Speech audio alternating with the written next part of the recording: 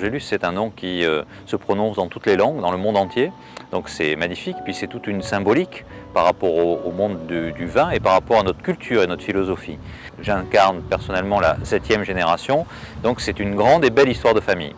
Il y a toute une partie argilo-calcaire sur laquelle nous sommes, qui est vraiment le lieu extraordinaire pour le développement de l'élégance, de la finesse, de la race des Saint-Émilion, des grands Saint-Émilion sur le côté minéral, truffé, épicé. Et puis une deuxième partie d'Angélus sur lequel il y a toujours de l'argile et du calcaire, mais il y a un mélange de sable éolien, du goût, de l'acidité du sucre, tout ce qu'il faut pour faire un grand millésime.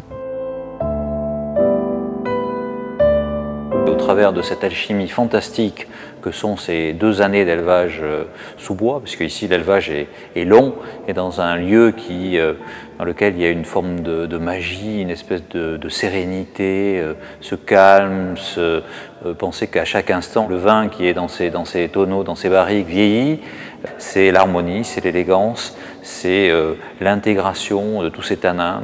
En fait, un très grand vin, c'est celui qui vous régale et qui vous caresse le palais sans avoir l'impression de le faire. C'est ça qui est formidable. Le vin, c'est d'abord une couleur. Ça, c'est toujours important. La couleur, ça fait appel au sens de la vision. C'est important, un vin avec une couleur profonde, avec un disque par rapport à sa jeunesse ou par rapport à son évolution. Ça, c'est important.